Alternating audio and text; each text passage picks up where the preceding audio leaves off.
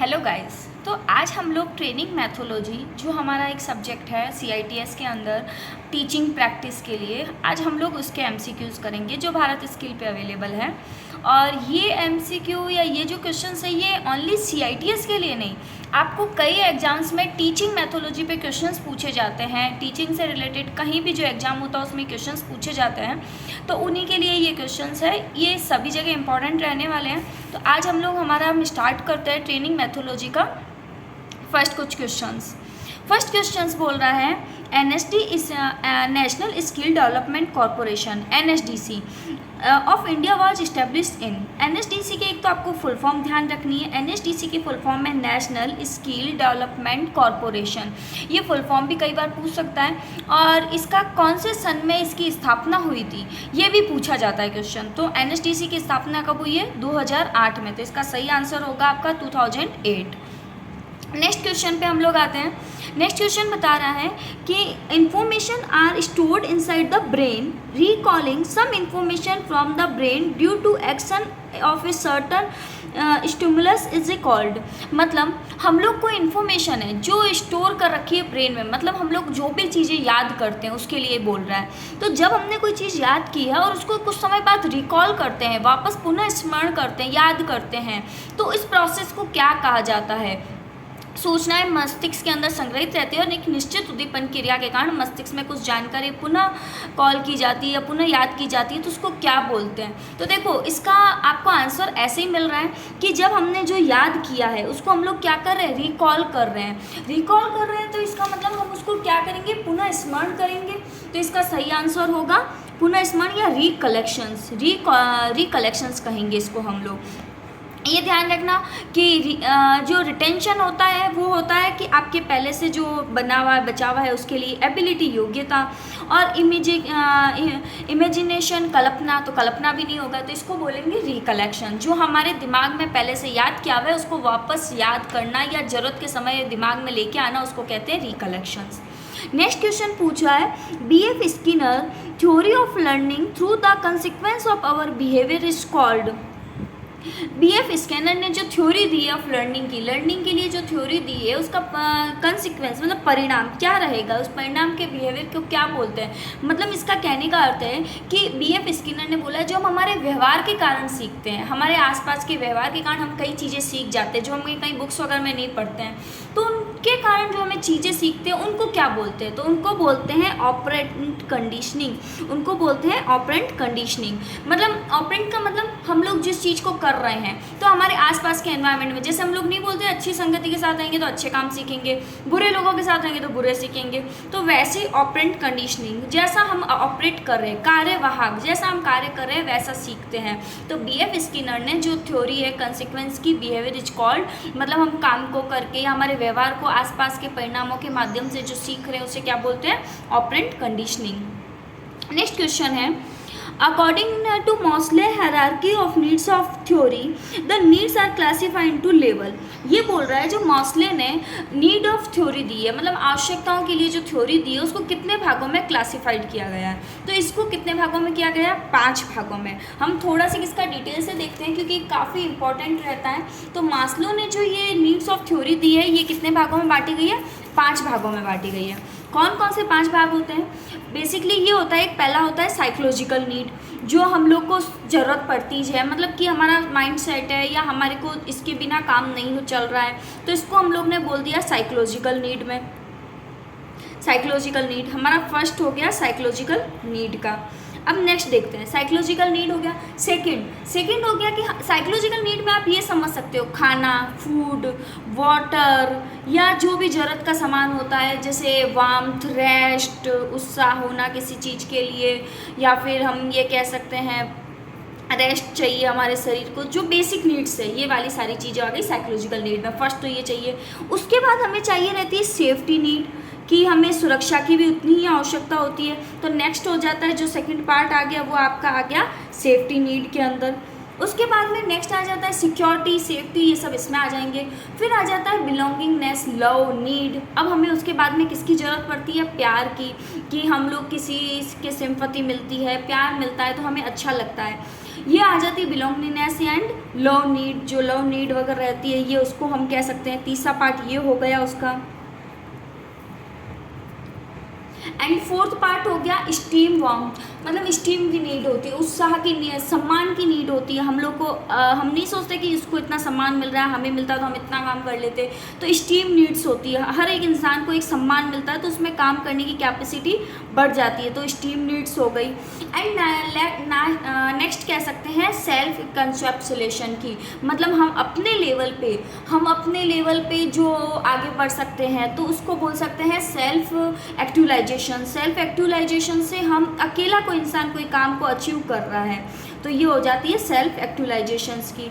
तो इस तरह ये 5 नीड्स रहती हैं। ये हमारे इसकी मास्ले की जो हायरार्की नीड्स ऑफ थ्योरी, मतलब जरूरत की जो थ्योरी को इसने इस 5 भागों में बांटा गया। इन दोनों को तो हम लोग बोलते हैं बेसिक नीड, ये तो बेसिक नीड की ज़रूरत रहती है। सेकेंड ये होगा, ये साइकोलॉजिकल नीड हो गई कि ठीक है होता है तो भी इंसान जी रहा है और नहीं होता है हमें ज़रूरत लगती है मगर हम लोग उसके बिना भी रह सकते हैं, ये साइकोलॉजिकल नीड हो गई। एंड लास्ट ऑफ हो जाती है सेल्फ फुलफिलमेंट नीड्स, ये हो जाती है सेल्फ फुलफिलमेंट्स कि मतलब हम अपने विकास के लिए जो करते हैं वो हो गई सेल्फ फुलफिलमेंट।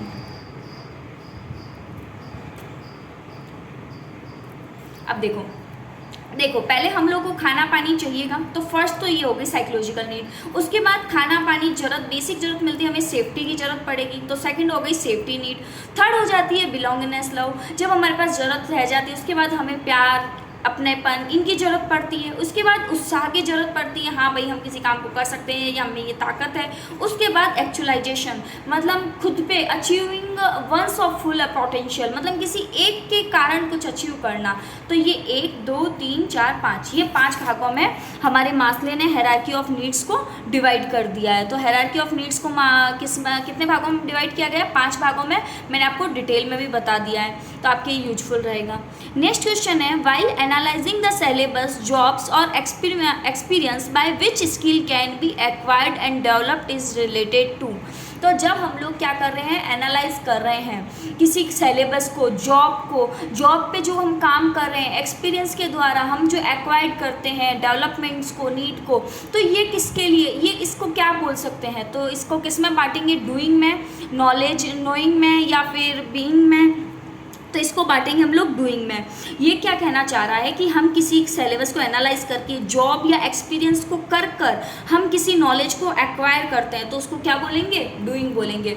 स्किल को तो उसको क्या बोल रहे हैं? डूइंग बोल रहे हैं। और एक अच्छी चीज़ बता दूं आपको, याद करने के लिए थोड़ा सा ईजी रहेगा इन क्वेश्चंस में, आगे आपको और मिलेंगे क्वेश्चंस घुमाकर। तो जहाँ स्किल आ जाए वहाँ तो आप ध्यान रखना क्या आएगा? डूइंग, क्योंकि स्किल का मतलब यही होता है काम को करके सीखना। स्किल तभी, निपुणता तभी आएगी जब आप उस काम को करके सीखोगे। तो स्किल में तो आपके क्या आ जाएगा? डूइंग आ जाएगा। जहाँ आपका नॉलेज काम आ रहा है, वहाँ क्या आ जाएगा? नोइंग।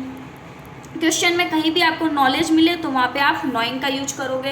एंड नेक्स्ट आ जाता है कि आप में एटीट्यूड या इमोशंस, इनकी वजह से आप कुछ सीखते हो, आप में एटीट्यूड है या आप में इमोशंस है, इनकी वजह से आप कुछ सीख रहे हो, तो इसको हम लोग क्या बोलेंगे? बीइंग, करके सीखना, होके सीखना, होना।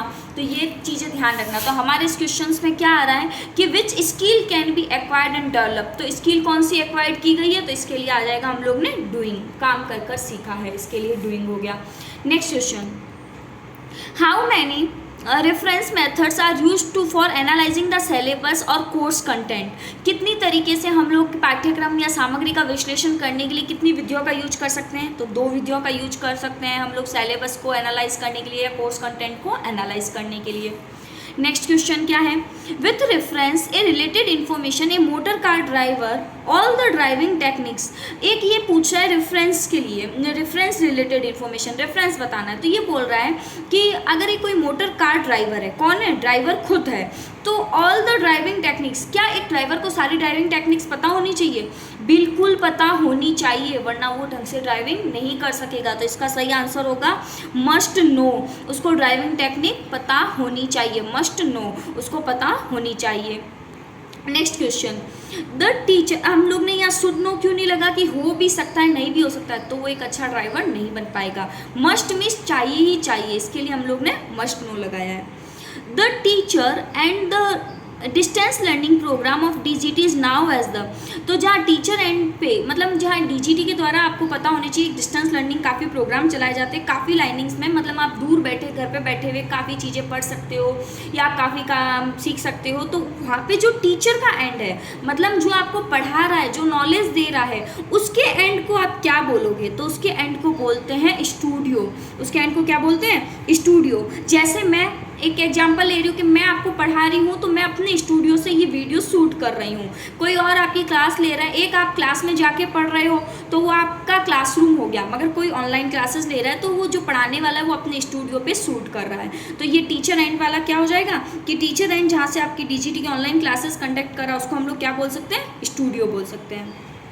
Next question, effect of is poor due to little interaction between teacher and student. क्या प्रभाव शिक्षक और छात्र के बीच कम बातचीत के कारण क्या प्रभाव खराब हो सकता है? क्या कारण हो सकता है खराब बातचीत या कारण का? तो पुअर किस कारण हो सकता है interactions between teacher and student के लिए? जब उन दोनों का इक्वल नहीं हो, दोनों का सेम नहीं चल रहा हो, आगे पीछे चल रहा होगा, तब टीचर और स्टूडेंट के बीच में कम्युनिकेशन नहीं होगा, तो उनके बीच में एक बातचीत ही नहीं होगी, तो हम लोग इंटरेक्शंस नहीं होगा, तो मे भी उन पे इफेक्ट पुअर पड़ सकता है। तो यहाँ पे क्या हो जाएगा? असिंक्रोनस, क्योंकि asynchronous type distance learning programme, asynchronous type distance learning programme क्या करेगा? इसमें हिंदी में भी लिखा हुआ है अतुल्यकालिक प्रकार का दूर शिक्षा प्रोग्राम, मतलब आप सेम टाइम पे टीचर और स्टूडेंट अवेलेबल नहीं है, तो वहाँ पे थोड़ा सा इफेक्ट पुअर पड़ सकता है। Next question, Indira Gandhi National Open university new Delhi was established bye an act of parliament of India in, ये बोल रहा है Indira Gandhi National Open university new Delhi को कब इस्टेब्लिश किया गया, वो भी किसके द्वारा? पार्लियामेंट, भारत के जो संसद का अधिनियम है उसके द्वारा। आपने इग्नू नाम सुना है? इग्नू IGNOU, ये उसी की फुल फॉर्म है, Indira Gandhi National Open University. So हमारे मतलब गवर्नमेंट की फर्स्ट, पूरी गवर्नमेंट के थ्रू चलने वाली पहली यूनिवर्सिटी कह सकते हैं हम लोग, या स्टार्टअप से काफ़ी पहले से चल रही है यूनिवर्सिटी। तो इसका कब इस्टेब्लिश हुआ है? तो इसका इस्टेब्लिश हुआ 1985 में, तो इसका सही आंसर क्या हो जाएगा? 1985। 1985 में इसको फर्स्ट इस्टेब्लिश किया गया है। Next question, which one of the following is a visual add. Visual add क्या होता है? विजुअल का मतलब जो आपको दिखाई देता है, ये पूछना इनमें से कौन सा एक विजुअल एड है। तो विजुअल का पहले हमको अर्थ पता होना चाहिए। विजुअल का अर्थ होता है जो दिखाई देता है, देखने योग्य। तो क्या रेडियो में हमें कुछ आता है तो दिखाई देता है? नहीं, रेडियो में हम सिर्फ सुन सकते हैं। टैप रिकॉर्डर है तो टैप रिकॉर्डर से भी हम लोग सब सुन सकते हैं। स्लाइड प्रोजेक्टर, तो इसका सही आंसर क्या हो जाएगा? स्लाइड प्रोजेक्टर, क्योंकि स्लाइड्स में हमें दिखाई देता है, और ये सभी तो हो नहीं सकता क्योंकि दो तो गलत हो गए, तो इसका सही आंसर हो गया स्लाइड प्रोजेक्टर। नेक्स्ट क्वेश्चन पे आते हैं, which one of the following is a type of display board. इनमें से कौन सा डिस्प्ले बोर्ड का एक टाइप है? तो पहला कौन सा है? Magnetic board. मैग्नेटिक बोर्ड किसको बोलते हैं? आप लोगों ने देखा होगा, आप में से अगर कोई ड्रेस मेकिंग DM वाले या फैशन डिजाइनिंग वाले स्टूडेंट्स अगर ये वीडियो देख रहे हैं, या आपके क्लास में वाइट कलर का बोर्ड लग रखा है, तो उस पर देखना मैग्नेट चिपक जाएगी, उसके अंदर इस तरह लगा रहेगा कि आपको कोई ड्राफ्ट या कोई पेपर चिपकाने हैं तो आप उस पर डस्टर को, इसका अच्छा एग्जाम्पल देख सकते हैं कि हमारे NSTI में या CITS की जहाँ क्लासेस लगती है वहाँ जो व्हाइट बोर्ड रहता है, जो उसका डस्टर रहता है, उसको मिटाने के बाद हम लोग बोर्ड पे ही चिपका दिया करते हैं। तो वो किस कारण चिपकता है? क्योंकि उसमें अंदर मैग्नेट लगी रहती है। तो जो डस्टर हो गया या मैग्नेट्स चिपका सकते हैं, तो वैसे बोर्ड क्या होते हैं? मैग्नेटिक बोर्ड होते हैं। फ्लैनल बोर्ड, फ्लैनल बोर्ड आप उनको बोल सकते हो, आपने कई बोर्ड्स देखे होंगे जिन पे ग्रीन कलर का एक कारपेट टाइप का लगा रहता है, जिसपे आप फोटोज़ या गैलरी की तरह यूज कर सकते हो, फोटो गैलरी बनाने के लिए नोटिस बोर्ड के पास में लगा रहता है, तो वो फ्लैनल बोर्ड ये भी हो सकता है। बुलेटिन बोर्ड, बुलेटिन बोर्ड में जहाँ पर आप कोई फोटो, कोई इन्फॉर्मेशन को पिन करके लगाई जाती है उसके ऊपर, तो वो आ जाता है बुलेटिन बोर्ड में। तो इनमें से पूछा है कि कौन सा डिस्प्ले बोर्ड है, तो ये तीनों ही डिस्प्ले के बोर्ड है, हम तीनों यूज करते हैं। आपने नोटिस बोर्ड के पास वाला बोर्ड और आपका क्लासरूम का बोर्ड देख रखा होगा, तो ये सारे बोर्ड हो गए। तो इसका आंसर क्या होगा? ऑल ऑफ दीज, ये तीनों होंगे। नेक्स्ट क्वेश्चन पे चलते हैं, which of the following is a component of communication system. Communication system के कौन कौन से कंपोनेंट्स होते हैं? कम्युनिकेशन का अर्थ होता है संचार करना, दो लोगों के बीच में बातचीत करना, या दो से अधिक लोगों के बीच में बातचीत करना। तो ये दो लोग हैं। इसमें ऑप्शंस क्या है? सोर्स, मैसेज और रिसीवर। तो क्या होगा? जो बात को बोल रहा है, एग्जाम्पल ये A है ना, ये B को कुछ बात बोल रहा है, तो A के थ्रू यहाँ से मैसेज कुछ जा रहा है, तो एक कौन है, सोर्स कहलाएगा, ये क्या कहलाएगा, आपके सोर्स कहलाएगा। सोर्स क्या कर रहा है, मैसेज को भेज रहा है, और ये कौन है, जो मैसेज को सुन रहा है या मैसेज को प्राप्त कर रहा है उसको बोलते हैं रिसीवर। तो ये हो गया रिसीवर। तो अब बताओ कौन कौन सा ऑप्शन होगा, सोर्स भी होगा, मैसेज भी होगा और रिसीवर भी होगा। तो ऑल ऑफ दीज।